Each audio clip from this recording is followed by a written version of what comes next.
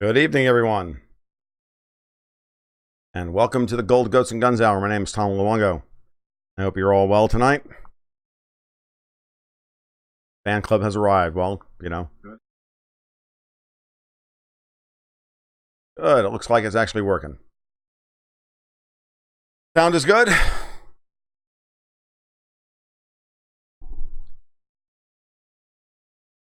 Yep. So we're going to take a second to wait for a couple people to get here, and then I'll get started.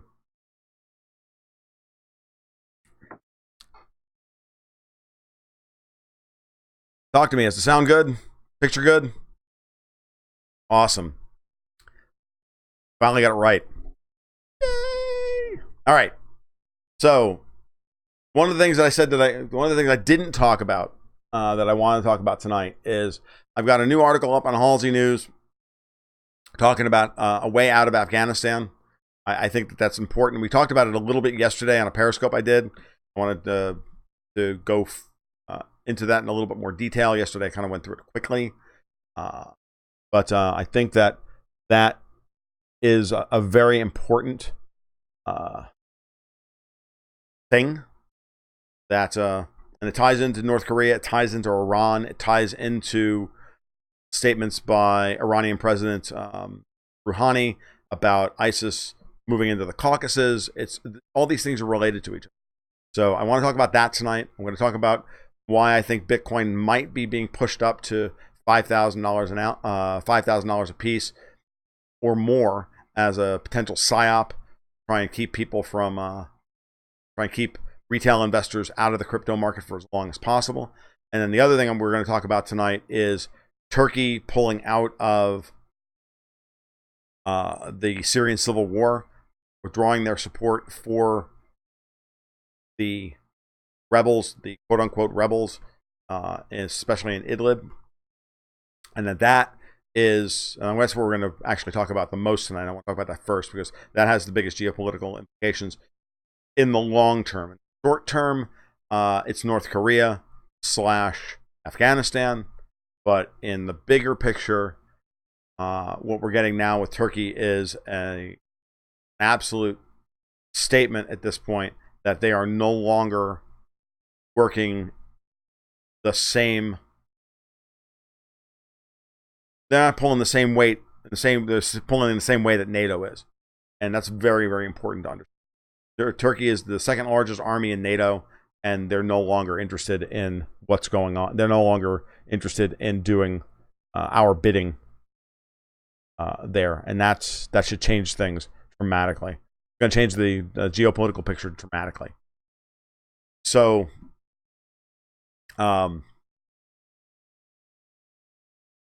we fomented the Syrian civil war. It's pretty obvious by now that it was designed. It was a policy designed by the Clinton State Department, and Obama went along with it because our ultimate goal was to cut the Russians out of as much of the European gas market as possible, take away one of their allies in the Middle East.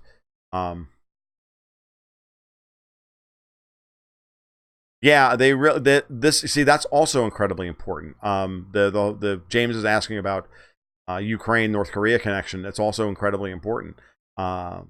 Why isn't that hitting the mainstream media? Because it's inconvenient to the narrative, of course. And why isn't the Clinton campaign's ties to Ukraine also being discussed in the mainstream media? Because it's inconvenient to discuss that. All we want to talk about is Trump's supposed connections to Russia. Insane at this point. So this is all a big psyop, and the unfortunate part about it is that a lot of people are actually believe this stuff, and it's kind of scary. The good news is, and I've heard this from a couple of different people now, and when I get out of the house and I'm able to talk with people about it, the younger generation really is a lot more based than we give them credit. Honest with you. They don't believe any of this. They don't believe any of this tranny bathroom stuff, and they don't believe they're not buying the whole Russia hacked my election bullshit. They're not buying any of it. It actually proves the point that the baby boomers have become so right. Well, Stranahan's a good guy, and he's not, but he's trying to be, but they're marginalizing the crap out of him, and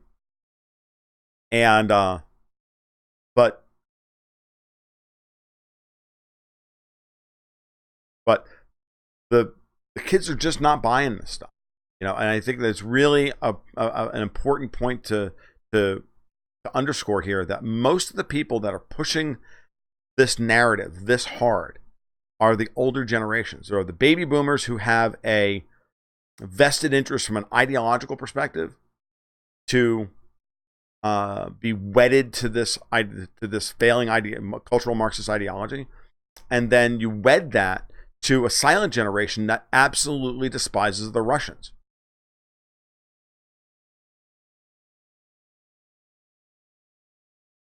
Oh, hey DC, great to see. Great, I'm glad you made it over here. So I was wondering about that. I'm like, hey, user 13, I don't know who the hell you are. Cool, a new person. Nope, it's Steve. All right, well, that's cool. It doesn't really matter. I don't care. I love chatting with you guys anyway. So we'll build the audience that we can build, and we'll go from there.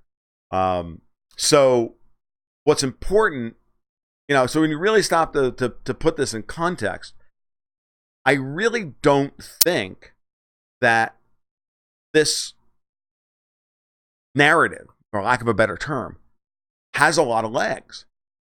It's people still just wanting to believe a narrative that doesn't have any validity in the long run. And they can't let it go because it's who they are. They can't let it go because it's their confirmation bias or their normalcy bias or their in-group, out-group bias. You pick your bias du jour. It doesn't really freaking matter. At the end of the day, their entire worldview, their image of themselves, their livelihoods are all bound up in these ideas and their ego. And they're not going to let that go simply because the facts don't fit their worldview. If facts matter to them, they would have changed their worldview ages ago. If facts mattered, everybody would be a libertarian. That's presumptuous to say, but fuck you, it's the truth. So, it is. But we're not all libertarians because people don't always act rationally, and they don't rationally process information. That's fine. We don't all rationally process information. I can live with that. But I can't live with it when millions of people's lives are at stake. Then something has to be said. All right. So so what's next? So going back to Turkey, Turkey's not going to join the EU, and that's off the table. Erdogan has basically gone out of his way to tell Merkel, hey, fuck you. We're going to do what we want, and you only were willing to invite us into the EU because the US was pushing for it for a NATO geostrategic perspective. None of that matters anymore. The Russians are offering me a better deal. I think Erdogan only went into Syria because he saw a great opportunity to, 1, punish the Kurds, 2, gain territory, and 3, to for his own neo-Ottoman ambitions. And then once all those things turned against him, he said, okay, well, no, sorry, I'm going home. And he just needed the time to extricate himself. He wasn't sure if the U.S. was playing him for the patsy until the coup. That's when things started to change. He realized that he was going to be the patsy for all of this, that he was going to be blamed for ISIS. That's the narrative we were setting up in February of last year. He was going to be blamed for ISIS. And Erdogan said, no way. I am not taking the blame for this. This is your problem. And he started making overtures towards Russia, and then we tried to have him overthrown, and that failed, thanks to Putin. And now, I know this is a review for some of you, but hopefully new listeners will understand. And now we see the final stages of the change in that relationship. Turkey's going to leave NATO. They're buying S-400s for credit. Okay, they're going to buy Russian planes next because the Russian planes are better. They're going to enter into, they won't be able to enter into a defense pact with the Russians until they leave NATO. They're not going to be able to join the SEO until they leave NATO, the Shanghai Cooperation Organization, until they leave NATO. But it's coming. because NATO doesn't serve Turkey's purpose, and they're not being. And Erdogan's right to be angry about this because he does have the second largest army in NATO, and we don't treat him like he does. So, that army can go somewhere else. That army can be used for different things. Us backing the Kurds in order to try and overthrow Assad was a bridge too far for him. And oh, I know. Well, the question I have about Incirlik at this point is, what's happening with the nukes? Because we had nukes in Incirlik. Are they still there? Did we move them? Where are they? Get them out of there? Did we move them home? Because that becomes a very interesting problem if we can't get them out of there. Is he going to stay in NATO until he has to? Yeah, there's no reason to break the treaty until someone forces him to. Right. So I don't, but as far as Turkey being a reliable partner for NATO, forget it, it's done. Just assume that Turkey's out of NATO. At some point, it will change. Okay? Yeah. Because, this is, the Qataris were the first ones to jump off the bandwagon. The Qataris were the first ones to say, look, it looks like the Russians are going to win here. And we're cool. Hey, Iran, let's talk about the North Field. Come on, let's talk about that. Let's talk about that pipeline. I don't know. That's why I don't think they're still there. If things have deteriorated between Erdogan and the United States to this point, right, I don't think the nukes are still in Israel. Okay. You got to remember that a lot of the sorties being run over Syria are being run off of aircraft carriers. I don't even know. I haven't checked up on this. So now I'm just vamping, but I have a good, but to have a little bit of a feel for this to say that we probably don't have much of a presence in Israel at this point anyway. But I may be wrong about that. We certainly can't be putting more assets there, given that the relationship between Turkey and the United States is faltering. Right? So I would be shocked if we still have nukes there. That being said, we'd also want to be able to keep those nukes there in order to point them at Russia in case things got ugly. I just don't see Trump as that guy. I don't see Trump launching nuclear weapons almost under any circumstance. I actually trust him with nuclear weapons more than I do, certainly more than I would Hillary. Okay. And certainly more than Obama. I believe Trump when he says the things he says about nuclear weapons. I do, because he's been saying this for 30 years. I don't see any reason, and his statements on this stuff haven't changed in 30 years, so why should they change? So why should his attitude toward them have changed? I think so this brings me to the article I wrote for Halsey this morning, which is really a follow-up on the article that I had up on Russia Insider, because, to be honest with you, I can only write so many original articles. But, as new things come out, yeah, that's obvious, JJ. And so that we've had nukes we've had nukes where we said we didn't have. So the good evening, Sherry. How are you? I was wondering if you were out there. I don't know actually. How many people are in the chat tonight? How many people are here tonight? 9 watching. Nice. Okay, cool. So, yeah, everybody who's here, at least pop something in the chat so I know who's out there. Because that would be cool. I like to see who's there. And if you guys could, make sure everybody who's watching like the video, like this stream, so that we can get it tweeted out as far as possible. That would be good as well. I did post a thing over on Gab. I think that's how we. It might be how we actually got DC, because place I ever see. So the article I have up on Halsey News now, the original title was "The War in Afghanistan is Over." I think that was a little presumptuous on my part, and so I changed it to "The War in Afghanistan is Ending." But I really do think that we're starting to get the kind of movement on Afghanistan that is good. So, hey, NetDrag, how are you? So let's lay this out, okay? The Russia Insider article yesterday, I said, look, the way for Trump to get, if Trump is pushing on North Korea, and I really do think he's playing a game of brinksmanship on North Korea, and I think he's doing it now because Congress is in recess and they can't really fight him, right? So they can't go and like pass emergency resolutions to sanction the to shut the president up or anything along those lines. He's got a free hand here. I was actually arguing with a friend of mine the other day who was really upset about all this, and I'm like, dude, Congress is in recess. They can't fight him. That's why he's taking this opportunity now. It's why he's pushing things right now. Think about it.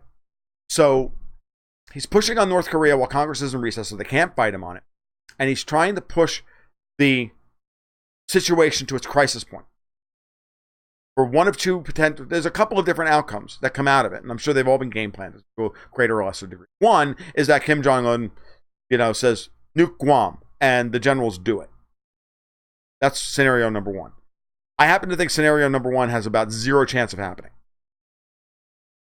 That's number one. Number two is tensions ratchet up to the point, and the negotiations and the rhetoric ratchet up to the point where China as the lead and Russia in support. Okay, and it may take Lavrov to get the deal brokered because Lavrov's got a good relationship with everybody. Lavrov's a stud.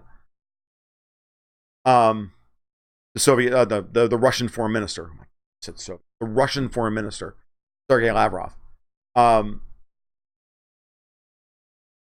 to get China to act as the guarantor for North Korea's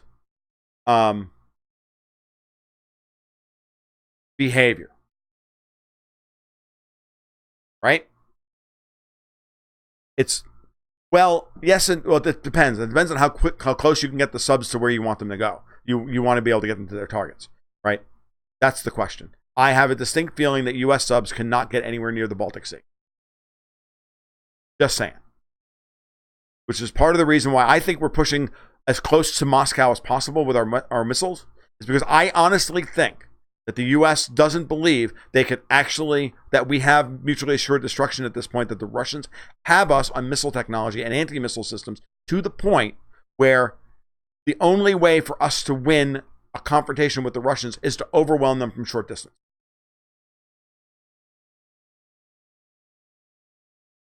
Okay? So that's what I think. That's the thing that fits the... and I've heard this from a number of different sources that the Russian air defense systems are that good, and their EW and all of it, and that scares and that's what's got Washington spooked. I think that's what truly has Washington spooked. Okay, and they refuse to admit this in public, because if they were to admit this in public, the whole narrative would fall apart. The United States would fall apart tomorrow if that was common knowledge, because our entire political apparatus exists within the context that we are the supreme military and nuclear power on the planet. Without that, confidence in this government drops like a freaking rock. And then the dollar drops like a rock, the bond market drops like a rock, and everything collapses. Okay? So the question is, does the emperor have any clothes? I don't know. Okay? But I've been operating under that assumption for quite a long time now. I don't know if I've ever mentioned that to y'all, okay, in all the time that we've been doing this. But this is something that's an assumption of mine that I've been operating under for a long time, at least a year now, probably 2.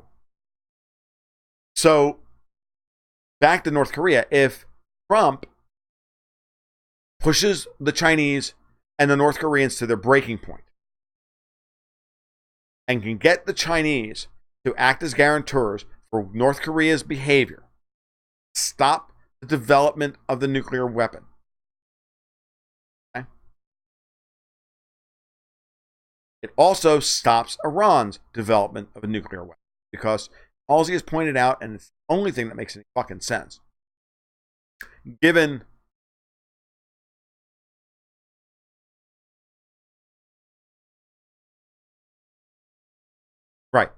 Um, if I'm sorry, I'm reading your comments and I lost my train of thought. If that's the case, get China to guarantee North Korea's position. You get Iran.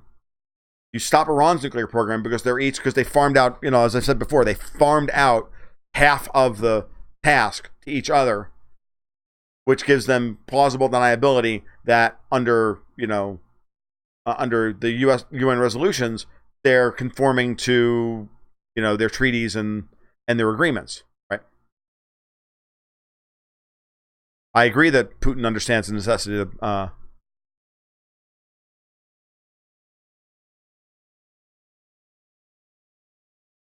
You got unsubscribed. You were the one who got unsubscribed. I lost 2 people over the weekend. You were one of them? Wow, Stormy, that's awful. That's really funny. Well, they're doing it. So, we may have to do this over a Gab at some point. If it's going to be, if it's going to be small, if it's going to be a small group, it's a small group. But I really did want to use, these major platforms to try and get as many people as possible. I don't know what you're talking about, James, to be honest. So I'm sorry, I don't know who that is. I mean, there are many gaps in my knowledge. I'm the first to admit this. So, all right. So if that's the case, then remember the Russians guarantee the Iranians' behavior. Chinese guarantee North Korea's behavior. The Americans guarantee Israel's behavior, and all the nuclear powers who are a real freaking problem and whoever a thorn in everybody else's ass have been guaranteed by the major nuclear powers. Israel, neutered. Stand down. Iran, on stand down. North Korea, on stand down. But in order for this to happen, oh, okay, that's the guy. I don't know. There are gaps in my knowledge and my history on this stuff. So you may be right about that. And if somebody can corroborate what James is talking about, that'd be great.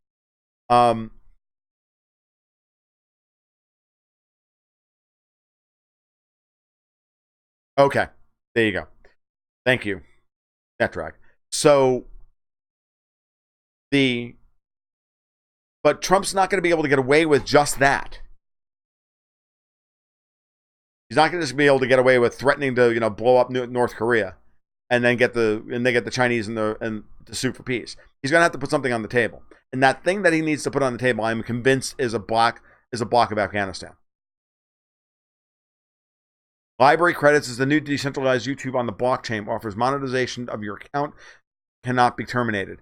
It's in beta testing now. There's a couple of others. One called Viewly as well, doing the same thing. I'm going to look up that one. That's awesome. So I will. Thank you, Emma. I really appreciate that. I will look into that as well. So I'm happy to, I'll keep leveraging these dying platform, these platforms that are trying to cut off. Trying to cut us off for as long as possible. Everybody who's in the stream, if you're not in the Slack channel, the Gold Ghosts and Guns Slack channel, please send me a DM on Twitter or something, and I will get you the invite link. I want to keep it as a private group though. Viewly, F like view, like VIEW.ly. Okay. There was an article on it on Steam about a week and a half or 2 weeks ago. It's also in development. Okay. So, a decentralized streaming system that validates over the blockchain. Yeah, it's all kind of awesome that these things are in process.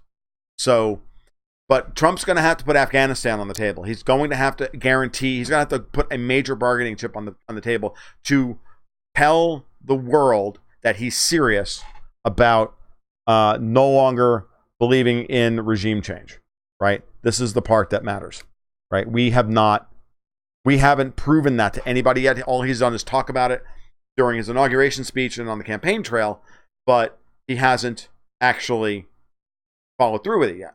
And other than to say that, for the most part, Syria, that's off the table in Syria, so we can kind of get the idea that Okay, this is one, but circumstances has forced his hand in Syria, i.e., the Russians and the amazing performance of the Syrian Arab Army. So that would be a great idea. I don't why, but they're probably being told not to. I mean, seriously, at this point, I would not put anything past anybody. They're so desperate to hold control of the information stream. It's not funny. So, wait till some Russian entrepreneur figures out how to get around YouTube. That's what I'm waiting for. So, all right. So, and the reason I'm more convinced of this now than I was even 3 or 4 days ago was because I read a couple of things over the today. One, there was an article on Sputnik this morning which referenced a press briefing by Heather Nauert, the spokesperson for the State Department. And in a July 25th briefing, she mentioned that it was important to Secretary Tillerson that Afghanistan be reviewed and that we start looking at ways to discuss the situation with the Taliban. So we have been talking to the Taliban in the same way that, as I've reported to you in the past, that for the better part of a year now, with Pakistan in the lead, the Russians, the Chinese, Iran, Iraq, India have been pushing a dialogue with the Taliban, and even Lavrov has talked about it recently as well, that he's been in contact with them and discussing ways to bring them into the political situation in Afghanistan, so that we can start the process of trying to stabilize the country in some way, manner, shape, or form. If we're doing the same thing, now the question is, why are we doing it? Now, the article on Sputnik was a digest of an interview given by a quote-unquote foreign policy expert from Afghanistan, who said that the U.S. is just in there trying to poison pill any peace negotiations from the Russians' perspective. Now that's why we're doing it, and that's very possible. The other possibility is that they're actually starting to negotiate a potential withdrawal and pave the way for discussions between the Kabul government and the Taliban. Trump has made it clear that he's not happy with the way things are going in Afghanistan. He sent both Mattis and McMaster back to the drawing board for a better plan that isn't pulling out completely or just throwing more troops at the problem. He doesn't, and to me, and McMaster and Mattis both walked away from that meeting reportedly being very angry about this. The reason that they're angry about it is because there are really only two options left. There aren't any other options. And so I don't think Trump's that dumb. Trump's buying for time on Afghanistan. So if he's buying for time for a policy review on Afghanistan by pushing off the official policy review of what to do in Afghanistan for a few more weeks, he can try and get North Korea resolved. And then, having gone through the process and allowing all the deep state the opportunity to give him, poison pill scenarios. And then, if he can broker a deal with the Chinese to denuclearize both North Korea and Iran, and all he has to do is pull the troops out of Afghanistan, isn't that a win? At the same time, he's talking about the opioid war. He brought that up out of nowhere. Why did he do that? And we all know that the opioid supply begins and ends in Afghanistan. Why are we seeing multiple reports about the White House disagreement about what to do in Afghanistan?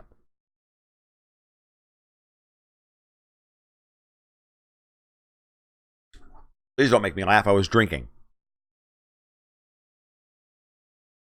James said, turn it over to the UN. Please don't do that while drinking.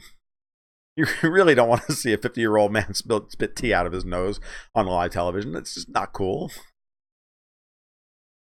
Yeah, send McMaster, promote McMaster, send him over to Afghanistan to oversee the pullout. That would be an ignominious end to his career. It would be fantastic. But think about what that gets Trump. Think about what that gains Trump. Okay? The neocons are not going to be happy. Fuck them. Trump was elected to keep us out of nuclear war, end empire building, make nice with the Russians. Think about it.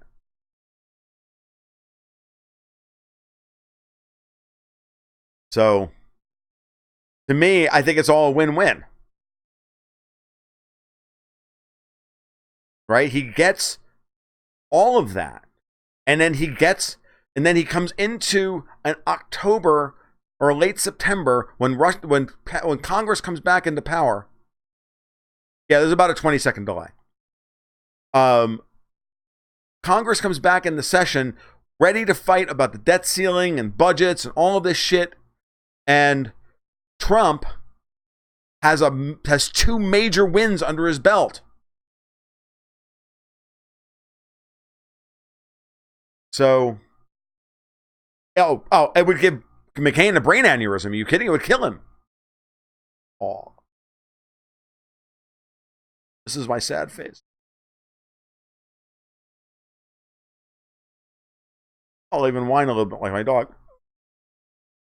Yeah, fuck McCain. So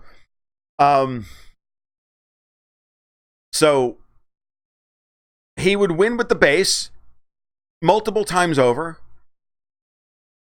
The neocons would go home with their tails between their legs because he'd be able to lay it all at their feet, saying this was a failure in every way. And after 20 years of pussyfooting with the 30 years of pussyfooting with North Korea, I solved it in 3 weeks. What the fuck's wrong with you people? He goes to the friggin' people, says all of that. Just as, and October is when he's going to, when early positioning for the primaries starts up. Who's Trump going to back? Where's the money going to go? Which, you really start to think this thing through, and all of a sudden it starts to look really smart.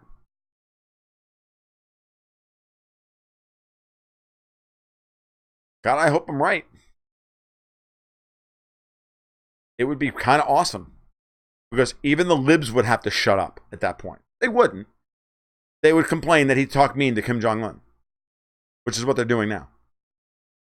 I mean, how on earth, after all these years of demonizing North Korea, then when Trump finally says, okay, fine, they're evil, let's go evil. Let's go after the evil guys. Let's do this. But if Trump does it, it's bad. One guy, I saw something on Twitter today. Some guy said, dude, Trump could cure cancer, and the libs would complain he didn't do it fast enough. I think the apropos phrase is, they'd even kick if you hung them with a new rope.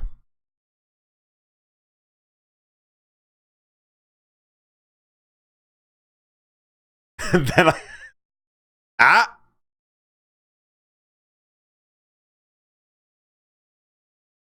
So, I don't know, guys. I really don't know. I'm hoping that I'm right about this. And so you see how that all ties into Turkey and the new Silk Roads. But you see, the only way that Trump would not do this is if he truly wanted to block China's new Silk Roads project, which I don't think he actually does. Right, Sherry. The point is that right, they couldn't be in session pissing and moaning about him because they're not in Washington. It's a lot harder to go get reporters and stand in front of cameras when you're back in your home state. So they got to work a lot harder, and then they got to bring then CNN's got to bring third-rate guys on to complain about him, and that just doesn't cut the mustard, So yeah, I think that's possible. That's a possibility. All right, what time is it? 8:35. All right, so that's the geopolitical talk for the night. I think that's good. Let us move on to the cryptos. All right, let's talk about Bitcoin real quick. I'm going to have to do this thing for a second. So give me a minute to get this set up. That stream may get a little funky, but I don't think it should because I can't see that there would be tremendous bandwidth usage. But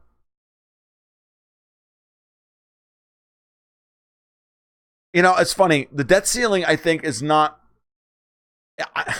I don't think anybody is going to argue that we have to raise the debt ceiling. As a matter of fact, since Trump's been in power, we were originally supposed to run out of money and hit the debt ceiling in May. And they pushed it off until October. So, I mean, kind of impressive, actually. I'm just popping up the Bitcoin chart at this point. I just want to show you what I'm going to talk about in a minute. I know Stormy wanted me to put charts up and all that happy.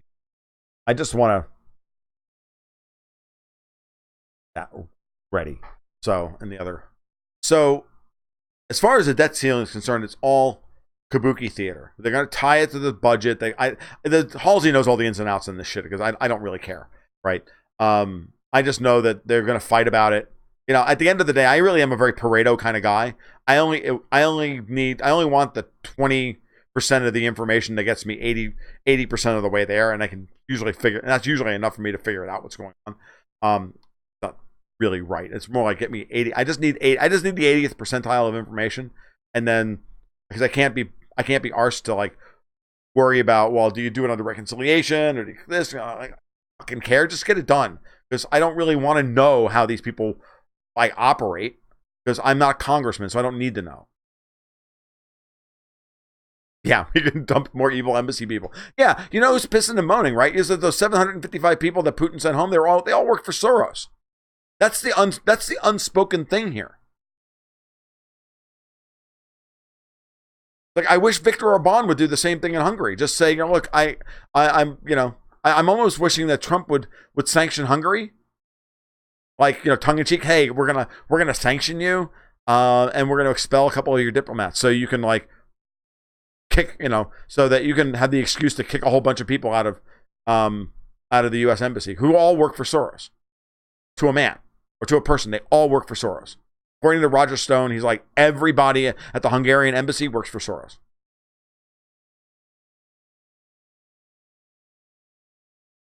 So that's one area that I would really wish that Tillerson would, take an axe to that budget. Just send all those people home. Let Soros pay for his own minions. But he can't now. If they don't work for the U.S. government, where are they going to go?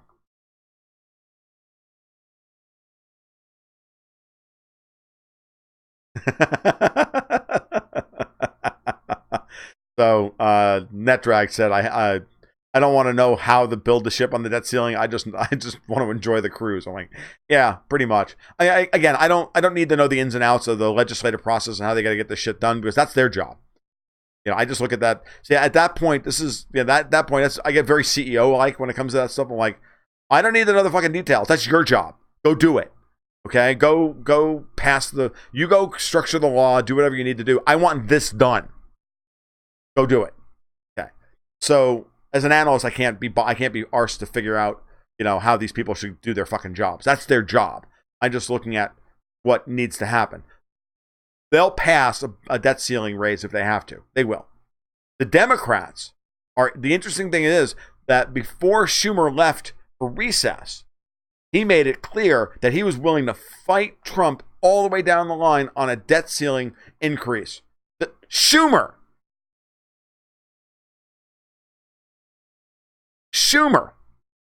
talking about that. I'm going to fight for to not raise the debt ceiling. I'm willing to shut down the government for you. You should go talk to Newt Gingrich about that. Because the party that causes the shutdown is the one that gets fucked in the ass at the next election. Every frickin' time. People are not willing to pay this much money for the government. And we spend a tremendous portion of our earnings to fund this government, that these people can't figure out how to get shit done that we want done, the basic stuff, and get that shit done. We don't have any patience. As an electorate, we have zero patience for this. And good on us for it. I mean, really, at the end of the day, absolutely is the right way of looking at it. Who, Schumer? Schumer can run for president all he wants.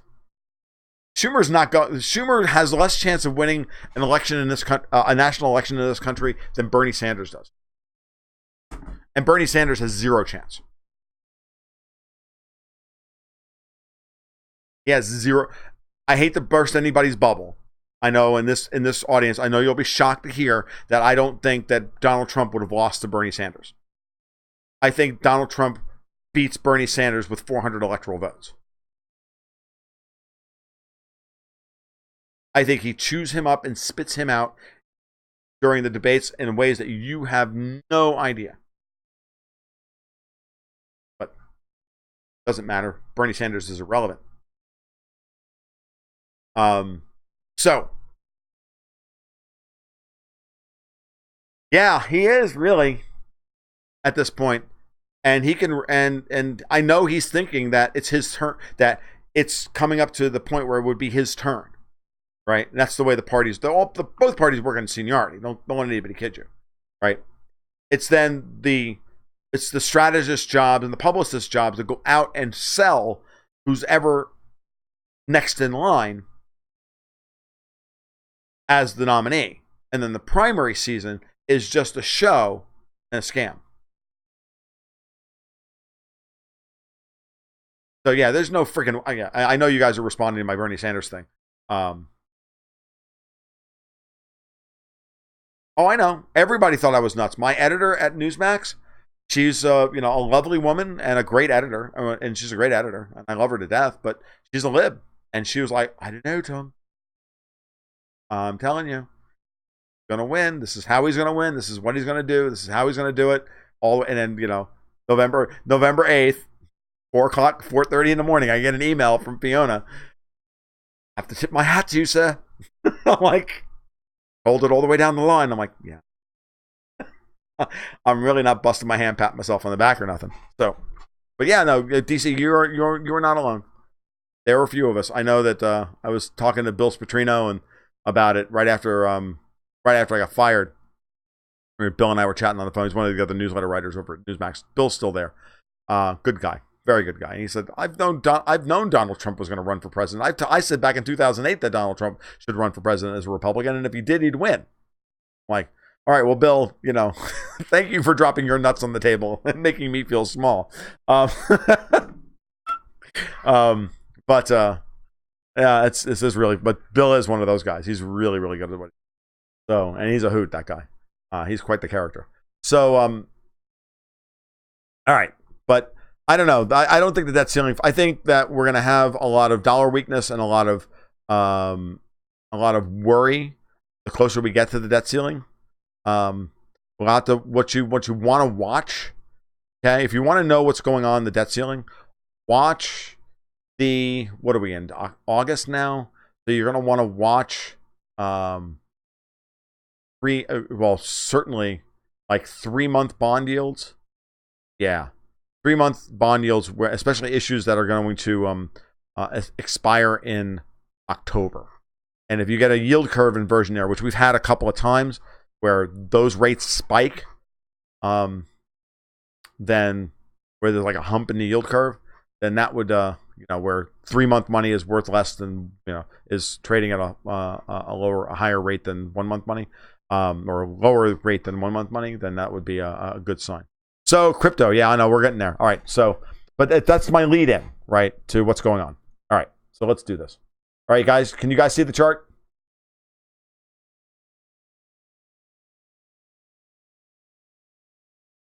All right, so here's a weekly chart of Bitcoin, just to remind everybody how big this move has been, right? So this chart goes all the way back to about April of 2016. And really, it's about the beginning of the year when Bitcoin got past 1,000 that it became interesting. Note that we only have even this downtrend here never really threw a reversal signal. It was very noisy through here. But this is the bar that set us going. I identified this bar 4 weeks ago as just one of the most impressive things I've ever seen in my entire life. To have a huge bar like this, then be engulfed by this bar and close above the high here is insane. Then a small pullback, and then as we get into the we get closer to the hard fork, and then boom, we're off to the races. This is beginning to go parabolic, right? So here's to give you an idea. If you were to strip this out of the chart and then replot this so that 3,000 was the top of the chart, this would be this is starting to become very parabolic, right? If you connect all the lows, it's starting to look like a parabola and not a straight line. When markets start to go parabolic, yeah, there you go. When markets start to go parabolic, they usually correct. They hit a blow-off point and then they correct. The Bitcoin chart right now is beginning to go parabolic again, right? Moving up $400 and $600 a week. And it's better to show this from a weekly perspective. If I were to show you the daily chart, you'd see it as well, but it's hard to see. I mean, even the daily chart is now we're starting to get a parabolic move to the upside. Okay. You had all this. This is all just kind of base building all through June and July, and then boom, this is the day that we broke out. So here's your high right here at 29.19, and then boom, this is the day we went above 3,000. We closed above 3,000, and we're off to the races. Okay. And then we get a little bit of a flag pattern here. Not that I'm a huge fan of talking about it in those terms, but then you get a little bit of, but you get an upside, get this, kind of eighth note pattern here. That's usually a good sign. There's another one right here, right? And then as long as we never close below the low here or even attempt this low, this is just more base building before we get another move higher. Okay. And that's what we've had in the last 4 days. And now if we back it off to the monthly chart, take a look at that. Now this goes all the way back, and this actually gets to take me all the way back to when right after I got hired by Newsmax. I got hired by Newsmax back in September of 2012, and I remember doing a special report for my subscribers to describe right around the beginning of 2014, and to explain what happened here. And why I said, you really want to wait. You don't want to buy now. You want to, or it was in the middle of this happening. I said it's probably going to top out, and when it does, it's going to correct down into the, we're going to get an 80 to 90% correction, which is exactly what happened. We got to move above 1,000, 1124 on the high, and we got to move back down to 217. That's about an 85% correction. And then another base built for the next 2 years, and then boom, this is where we are now. So what I want you to understand, okay, is that this is very normal. What we saw in 2013 was very normal behavior. Now, hard to say about volume because obviously investing.com did not have volume data at this point. So talking about volume on Bitcoin is going to be hard to talk about. So now let's talk about what we saw. Now let's go back to the before time. The first time Bitcoin went through a major spike was right before Mt. Gox got crushed in 2012 or whatever the hell it was. Part of that was Mt. Gox, yes. The 2013 crush, but I have it on good authority and because I've read a lot about this stuff at the time, right? Because it's funny when I talk about this because the history on this is funny. I remember the original Bitcoin forums when the guy from Mt. Gox said, "Hey, I just put up a Bitcoin exchange. It's at mountgox.com. Come on over and check it out." And I literally went, "Well, that's kind of cool." I ran over, and he was still. And in the first 3 weeks, he was actually willing to take. He was able to take PayPal before PayPal shut him down. I sent $5 on the Mt. Gox to trade it. Where Bitcoin was trading at 5.5 cents a piece. It just floors me. I remember when I got laid off from my job in 2011, and I spent a few months, the first couple of months of that unemployment period before I got hired with Newsmax, trading stocks, and I would trade Bitcoin at the same time on Mt. Gox until my account got hacked. And my account got hacked at $2.20 a piece, and I had 200 coins. Just FYI. So, and then, I walked away from the entire market because I didn't I never really took it serious. I still at that point never took it seriously. I just thought it was a very interesting diversion. It was this thing that kind of existed off in the side world, and did not pay. And I didn't really pay any attention to the blockchain at that point. And the minute I started hearing things about governments and Goldman Sachs getting involved and issuing coins, I'm like, they're just going to take it over and ruin it. And then I was wrong, but that's the way things go. All right, but I want you to understand that most likely, what I was trying to get at here is that this washout in Bitcoin during 2013, 2014 was probably engineered by either the plunge protection team or one of the major banks working with the DOJ. Okay. Oh, it was unbelievably risky, but I had $50 of my own money in it. Seriously, dude, I had $50 of my own money. Right. It was not a big deal. Today, right now, we're in that mode where things are getting really, really weird. And I want you to understand that it's very possible that this rally in Bitcoin is being engineered higher by the powers that be to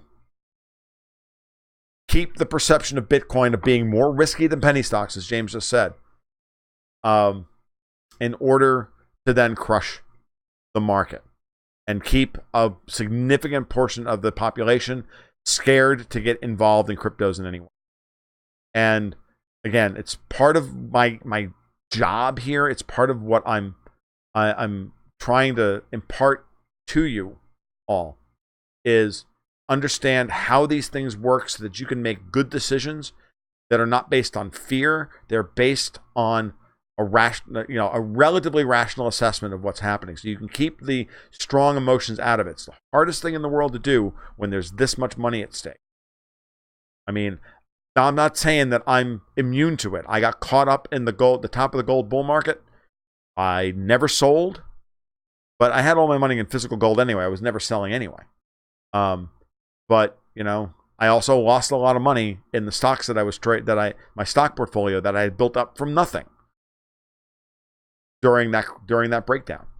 And it's easy to get caught up in the wrong thing. Get caught up in the wrong perspective. If you get caught continually analyzing the data from only one perspective and not being willing to take the other side of the perspective, when everybody is bullish, if you're not bearish, you're doing it wrong. Okay? When everybody is talking about Bitcoin going to 20,000, that's the time to sell. Now, if they're talking about Bitcoin at 20,000 years from now, that's a different story. But they're talking about, to Bitcoin 20,000 by February. Not saying, now this ties back into what Cliff High was saying. It's possible that we'll get that 13,000 number by February. It's also possible that between now and then, we get a major washout and then another explosion higher. And I really do think that all of this volatility here might have been an attempt at Psy-Op to crush the market down and stop it at $3,000. There were multiple attempts at holding it below 3,000 on high volume, on high exchange volume, and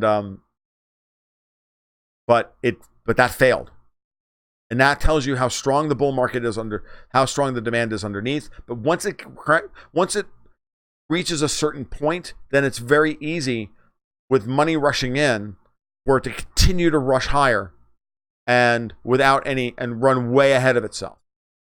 Okay. And once that does that, once we get into that kind of market psychology, it's very easy for market manipulators to take it even higher. And so and they have an incentive to do so. When central bankers or ex-central bankers are coming out and saying that the banks are scared to death of the blockchain, scared to death of Bitcoin, have to take that seriously. They're going to strike back at some. What we're going through now geopolitically Russia's run the table geopolitically for like 4 years running. We're running into some hiccups. Sanctions bill, Qatar, yada, yada, yada. Things are happening that are not Russia positive. Okay.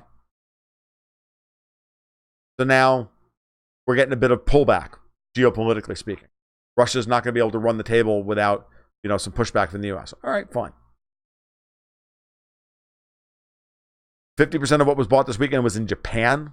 Interesting. I did not watch from that perspective. But again, was it Japanese retail? I mean, if you're trying to manipulate the market, it could be anybody. It could be a guy working for Nomura. It could be a guy working for the BOJ. It could be, Stormy, to remember, these, they're not going to leave footprints that are going to be obvious. Okay. That's important. And IPs can be spoofed and all of that stuff. But I'm not saying that it's not, this is not legitimate. That's not what I'm saying. What I'm saying is that there's a possibility that it's not legitimate. Yes, it could be that. You're absolutely right. It could be that, right? It could be that they're just worried in general. And if this North Korea, and that's an interesting angle that I had, which I hadn't thought of, that if it's, I'm going to take the chart down. I'm going to go back to me. Because, I'm sure you all love looking at my mug. That,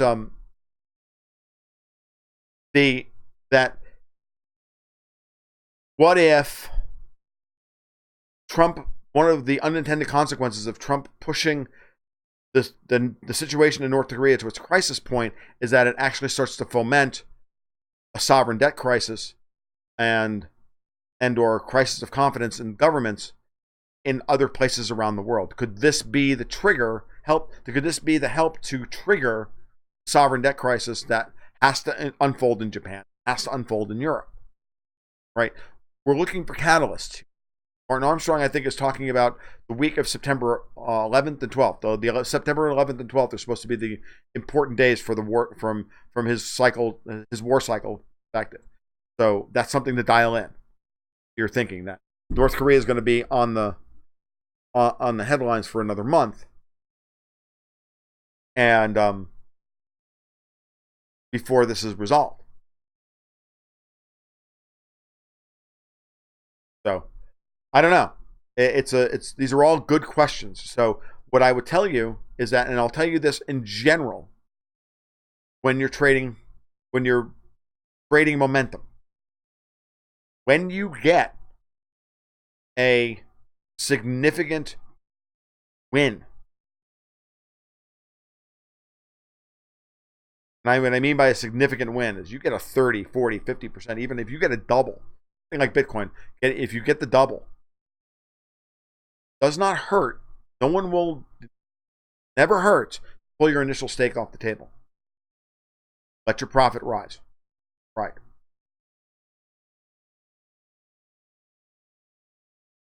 Okay?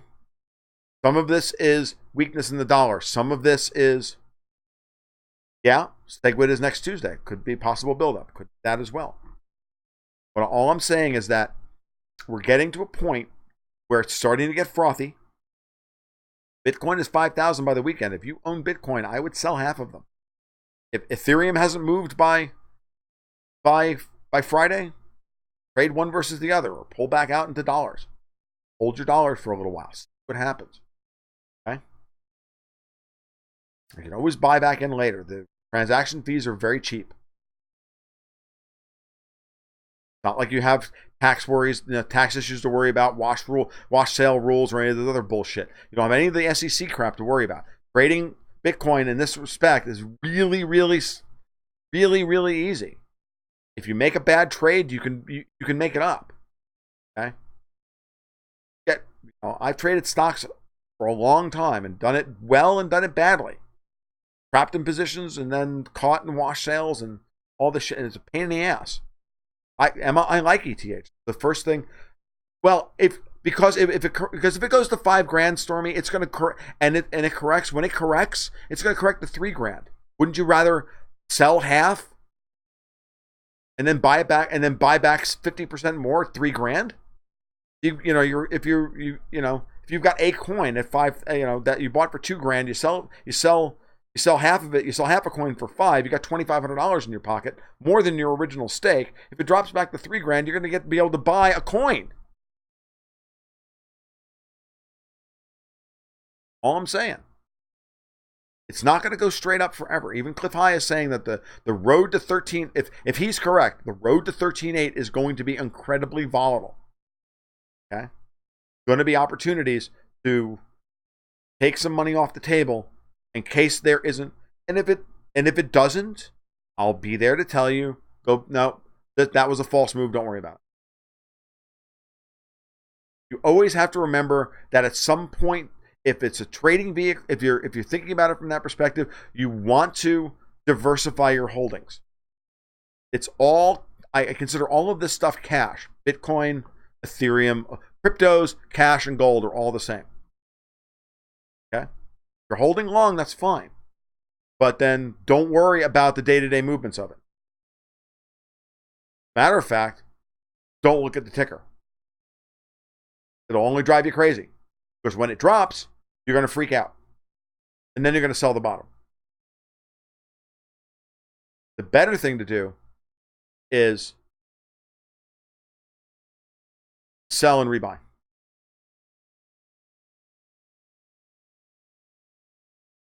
Okay?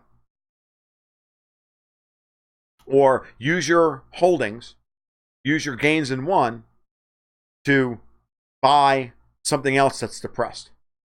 So sell a little bit of Bitcoin. I know, it's hard. Sell a little bit of Bitcoin and use that to speculate in EOS or NEO or Monero or something like that. Okay? I absolutely believe that Bitcoin's going to take them along, and that's what part of what's worrying me about this rally, is that it's really not doing that. Ethereum's not moving. Steam is selling off. A lot of the other coins are selling off. We're seeing some movement in some other coins, but like Litecoin hasn't moved. Still $45. Ethereum's still 300. Hasn't broken to new highs.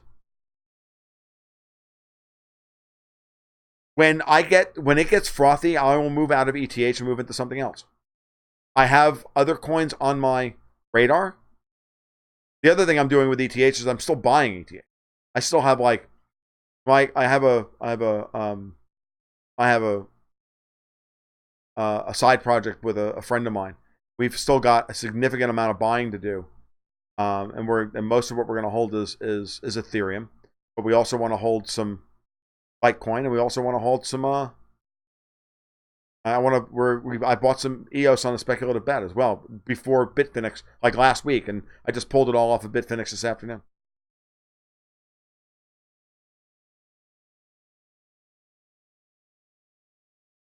Yeah, most of the altcoins have actually gone down, which is to tell you that this could be a Psy-Op. Okay? I want that in your head. Okay? And I want you to watch the pricing action. I want you to watch the price action. Make sure that that you don't lose your mind if there's a washout. Okay? Actually, at that point, this is why I would say don't put all your money in yet. Continue to buy in tranches, or if you're like putting money in every month, great. Wait for buy on pullbacks. Of course, it's going to go down. Nothing goes straight up. Nothing goes straight up. Markets do not go straight up. They just don't. At some point, there will be a correction. And there's going to be a correction on the monthly chart. You'll be able to see it if you see what I want you to look for. Right? And I've shown these things before, but what I want you to look for is like this thing, like the market got way offside here on July 16th. We got down to 1835. This was just too much on a daily basis. And then we got a reversal bar right here. Now, what's a reversal bar? I'm sorry, I'm looking at the chart and I'm not showing it to you. Sorry, hold on for a second. So I'm gonna make this big so you guys can see it.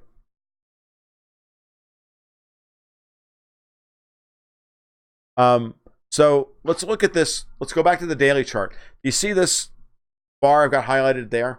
That's the low from July 16th. Then look at the bar right after it. right? We got a spike bottom on relatively heavy volume. Volume for all 3 of those days increased until we got a spike bottom. And then on the next day, we got a big bar up. Green bar is an up bar. So it opened at the bottom and it closed, and it moved higher, right? And it moved, the high price on this day was 2048. The closing price here was 2219. That's a reversal bar where you close above the previous directional bar's high, or if you're closing above it, or you're closing below, and then in the case of a reversal to the downside, you're closing below the low. So like this would be a reversal bar based on that bar. So what's important here is you're looking for moments like that. You're looking for, so I'm looking at here on the daily chart is I'm looking for a reversal signal. If you get a day where where Bitcoin closes, where, like, for example, if today we got to push up to 4,500 today, tomorrow, like over the next 24 hours, we got to move up to 4,500, but we close at 4,300. Very good chance that we could get a move back down to 4,100 the next day, and then that would actually set up a move back to like 3,500 or so, where we retest this area here, 33 to 3,500 here, retest that area, and then go higher. And that would also show up on the weekly chart. It would be to test and if the weekly chart closes below the like 38, 36, we're going to see 3,100. Possibly a test back to 3,000. That's what I'm talking about. That's just standard everyday technical analysis, where when everybody's bullish, there's nobody to sell to. When everybody wants to buy, and what happens when you run out of sellers? I don't know how far down it will go. What I'm saying is that only the market will tell you when the supply of buyers and the supply of sellers is completely out of whack. That's where that's where bottoms and tops are made from. They're made when, speculative manic tops are made when there are no more sellers. And everybody wants to buy. When everybody wants to buy and there's no more product to sell, then the selling has to start. Right. And that's and Emma, that's what I'm talking about. Emma just made the point I was trying to make. If there's new people coming into the market, they're learning about Bitcoin, and they're being manipulated higher by a whale connected to a major bank like JP Morgan or Goldman Sachs, who can take $100 million, trade the shit out of it through one of their professional traders, they can move this market to then fleece you of all your money and get you in at the top, and then crash the market on the other side. And then take it from 5,000 to 3,000 and wipe you out. And then you get angry and then never buy it again. That's what I'm trying to prepare. That's what I'm trying to prepare you for. Okay? That's what I'm worried about. Right?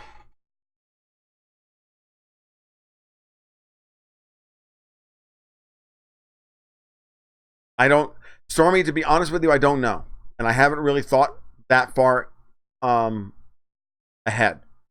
And it's a good question. And again, I become a...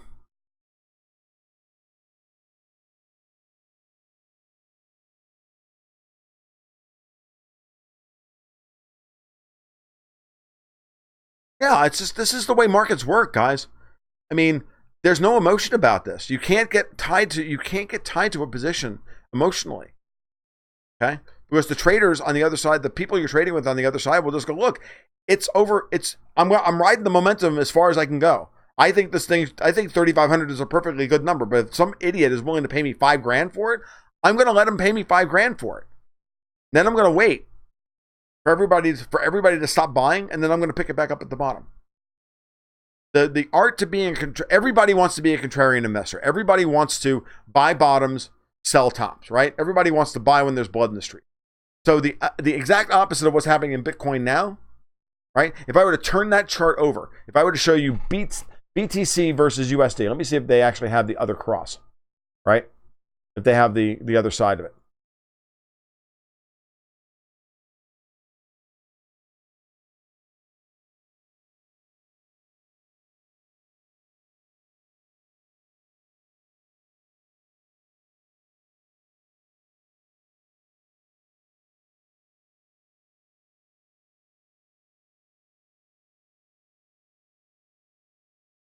Hold on for just a second. I want to see if they've actually got.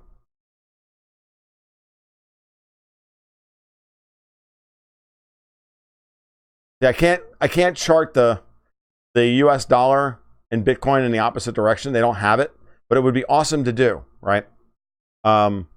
Which is that if I could show you the Bitcoin chart in reverse, right? As opposed to numbers of dollars per Bitcoin, but Bitcoins per US dollars. Okay? You would see a chart that, as opposed to going straight up, you would see a bottom, you see the exact opposite. You see a chart going, whoa, dying, whoa, like that. That's when you want to buy. Right? If I was holding Bitcoins, I'd want to buy dollars. That's a bottom.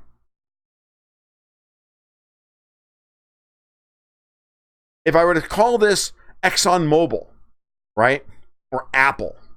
Let's talk Apple in 2003 or whatever. 9/12. I'm going to have to go in a few minutes.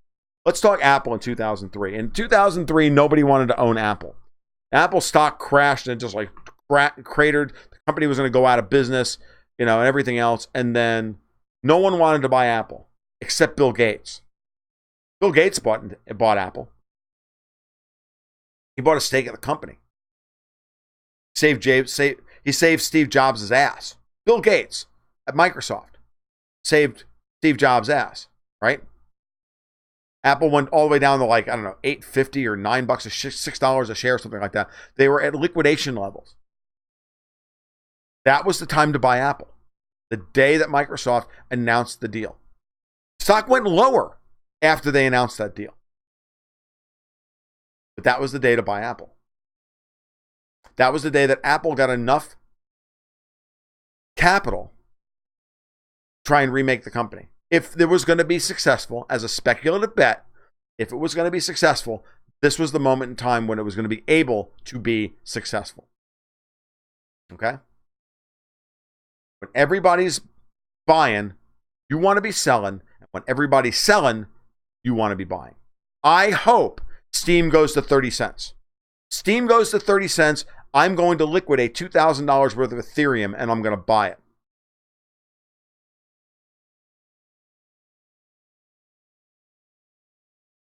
I'm hoping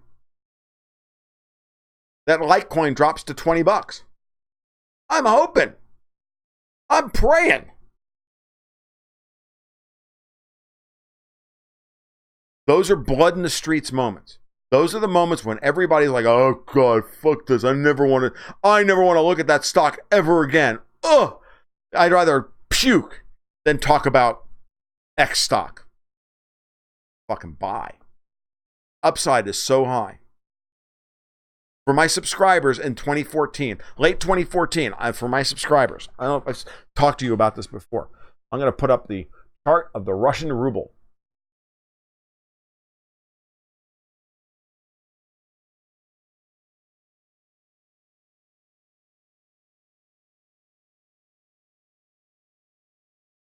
Do you see that? See what happened in the Russian ruble? You can't see that yet because I haven't put it up yet. Here you go. So here's the chart of the Russian ruble. This is the monthly chart of the Russian ruble. You guys still there? Or am I talking to an empty slate? Oh, we got 11 people still. All right, good.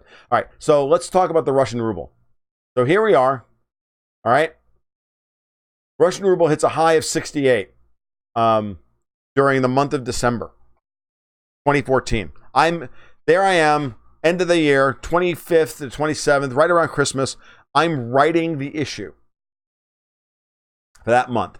I'm watching this play out. No, if it tanks, it's only going to be if it tanks, it's going to be that's going to be the last time it tanks, and then it's going to go higher. Dude, all I'm saying is if it tops out at $5,000 in the next week, sell part of your position because there's a high probability it's going to go back to 2,500 and you'll be able to back up the truck for when it goes to 10 grand and you'll be able to make 3 times your money. That's all I'm trying to say. Okay? That's an easy trade. And even if you don't hit the top and you hit the bottom and you don't hit the bottom perfectly, who gives a shit? If you sell at 4,500 and buy it at 3,000, dude, you made 50% on the freaking trade. Doesn't matter that there was 75% on the trade. No one gets 75%. Take the 50%, walk away. As Jim Sinclair, one of the greatest traders who ever walked the face of this earth, has said, you sell rhino horns and you buy fish hooks, right? You sell rhino horns, whee, and you buy fish hooks, okay? And you leave 20% on the table for the God of greed. Always. You can do that 3 times in your life. With markets like this, you will make enough money to buy yourself a private island. If you do it right. If you do the exact opposite, you will be in the poorhouse. You get 1 or 2 chances to do it wrong. Your life will give you 3 or 4 good chances like this. You are at a moment in time when life-changing money is possible. And I'm telling you that if we get a move above 5,000 in Bitcoin this month, you need to sell some. Okay, so here's the Russian ruble. What did I do here? Did I run screaming away from this? Did I sell my position in Gazprom that I had for my subscribers when Gazprom hit like $3 and I was in at $7.50 or some shit? No. I wrote an entire issue that said this is exactly the moment to buy. The Russian ruble is not going to get any worse than this. It's going to correct. You're going to get, over the course of this year, you're going to get a 40% correction in the price of the ruble itself from 70 back to 50, or 30% correction in the currency. If this Russian stock market doesn't move a muscle, you make 30% on the currency arbitrage. If the Russian stock market bottoms and rallies at all, you'll make 70%. I made people 70% in 6 months on that trade alone. Okay? Now, yes, over the course of the rest of 2015 and 2016, yes, then that same trade, if holding that trade wasn't great. And since then, you know, they haven't made a lot of money on that trade since then, other than the like 4 to 6% dividend on the Russian on the RSX ETF. Doesn't matter. The point is that you made so much money in the first part of the trade that, you know, dividend reinvestment and everything else, you're up so much money, you don't care. Just hold it for another 5 years. While the ruble is managed to between 20, 50, and soon the currency arbitrage, the currency effects won't be there. The more the ruble stabilizes, the more capital flow is going to flow into the Russian market. And then that's going to send the MySex moving higher. So when I had them buy, let me show you. Same thing, Russian stock market. Okay. This was the bottom right there, 1396. That was hit the same day that the Russian ruble hit like 70. Okay. And then we just went, and then we went higher from there. Okay. And look at what the market's done since then. This, by the way, is an all-time high. This was the previous all-time high. You can't see it on the chart anymore. It goes all the way back to 2012. But what we've got going here is a classic bull market. Classic bull market in Russian stocks. Big, ugly downtrend here. Reversal signal right here. You're a buyer of Russian stocks right now. You were a buyer of Russian stocks at 1800 on the MySex, which is what I told my subscribers to do. Okay. So, ooh, gold got killed and so did silver. Wow. All right. That's not good. That's telling me that the gold and silver rally are over for the time being, unless we get a move. Wow, it's getting killed right now. Holy shit.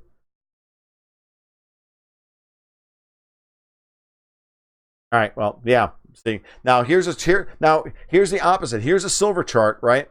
That is a bearish chart, but I think I talked about this last week. We got these back-to-back engulfing bars here on the weekly chart. Watch this week is very careful. If we do not get a move above last week's high at 1724 on silver, we're going lower. Now we may play around within this bar, but we're going lower. All right. Back to the thing. So, does that make sense, guys? Y'all kind of clear on that? So use the opportunity here in the immense amount of money that you're making on Bitcoin. Because if you're making hundreds of dollars a day on Bitcoin, which is great, use that to look at the other coins that you think are interesting and that might do really well, and roll those profits out at the maximum, at near the peak, into other coins where you get the most bang for your buck.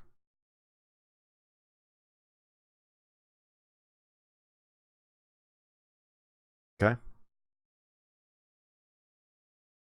As the U.S. okay, so if you're confused about my Russian ruble argument, think of it this way: you're a U.S. investor. Oh, can I repeat what I said about silver? Silver is very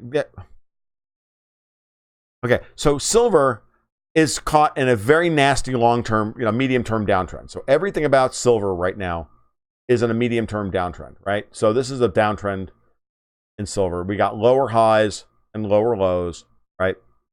Even this rally here is not particularly strong.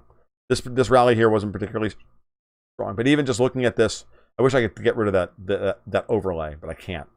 There might be a way to do it, but get that off the table. So it's a downtrend in that every one of the highs is lower than the previous high, and every one of the lows is lower than the previous low. That's a classic downtrend pattern that's in place. But if you look at the last 3 weekly bars, you had an engulfing bar, the red bar. The third one from the end is a red bar, and it's an engulfing bar. The high and the low are bigger and lower than the previous bar's high and low, right? And the breadth of that bar is bigger than the breadth of the previous bar. And then the one after that, and that one was a reversal signal, and then we got a reversal in the opposite direction after it. So we got a 3-week uptrend, then a 1-bar reversal, then a 1-bar reversal. And that's really weird, which is telling me that there's something serious going on in the silver market. But at the same time, there's not really been any confirmation from a longer-term technical perspective that silver is interesting, other than to say we did get a break of the July high. So the July high was 1687, and right now we're still trading above that. So maybe all we're getting here is a retest of that high as support before we start to move higher. What I would say now is that silver needs to make a move towards 1782, which is the June high. If it can do that this month, there's a very good chance of breaking out of this kind of 1.5 year long downtrend. And then, but again, nothing is really confirmed about silver until we get above this high here at 2125. Very important high. So there's just a lot of work that needs to be done. But as long as silver can maintain monthly lows above this low, see this low here? This is the lowest closing price on silver, which is 1604. We've never had a closing price below this, and during this period, going back to the middle of since Brexit. This to me is a very important low close, and if we can maintain that, and notice that it's not just 1604 as the close, but 1755 as the 1775 as the low. If we can stay above that on a monthly closing basis, that's then building a base in this range for it to build higher. And the longer that base builds, the more powerful it'll be. So let's just watch it and see what happens. But I wouldn't get excited about silver until we're well above $20 an ounce, at least at this point. That could change. That those numbers get lower and tighter with each little impulse. So,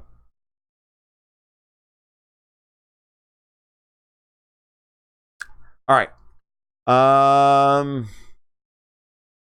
Any last questions before I shut it down for the night? I'm starting to lose my voice, believe it or not.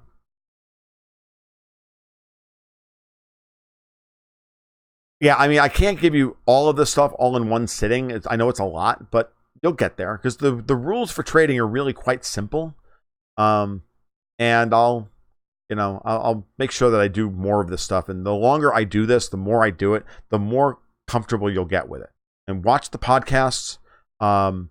And yeah, because I go over a lot of this stuff in the podcast as well. I usually take some time in each of the podcasts. I'm late with a new podcast. I really need to do a new one.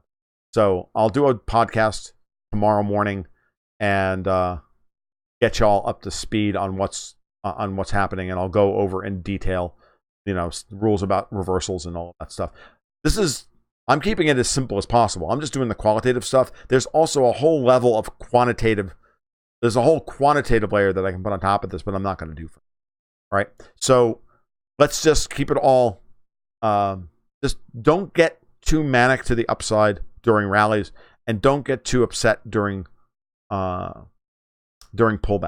The important part about analyzing markets and about being invested in markets is to keep your emotions in check as much as possible. Very hard. It's the hardest thing in the world to do because your fucking money's on the table. Okay? It's hard. I know it's hard. I do it. I'm an incredibly emotional person. That's why I'm not a good trader. Okay? As much as I can preach it, I can't do it. But I know what to do, but I can't physically do it, which is why I don't trade anymore. Right? But I can explain to you when my money's not on the table. I can explain it to you without getting my emotions involved. Okay.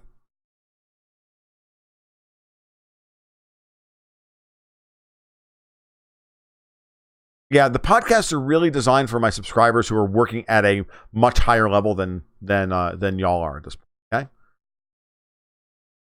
So, and I'm finishing up. I'm putting the last touches on the issue for the draft of the issue, and I got to get with my partner and see where he is on the graphic design work. So the issue should be done and into layout by this week, and then that'll give us 2 weeks to finish working on the blog and get that up and running, so we can get all that up. We can get all that going. But again, the newsletter itself is going to be what it is. I can only hold your hand so much, but you'll learn it over time. It's through repetition and time. You'll get it. And then the other side of all of this is to sit down and say, if you have questions, ping me. You guys have access to me through the Slack channel 24/7. I leave Slack open all the time. If you have questions, worried about things, ask me, and I'll give you, I'll give you a quick. I can always give you a quick chart read. That's the easiest thing in the world. Okay. And you can do it either through video on Slack, or we can do it privately or whatever. It's not a problem. And and I offer that because you guys are here all the time, and I know a lot of you are going to convert over to being subscribers anyway. We need to build those numbers up, but that's fine. We'll do what we have to do. So, understand that we're into very, very tumultuous time coming up. No way around it. Your emotions are going to be all over the freaking place. It's the hardest thing in the world not to lose your mind through all of this.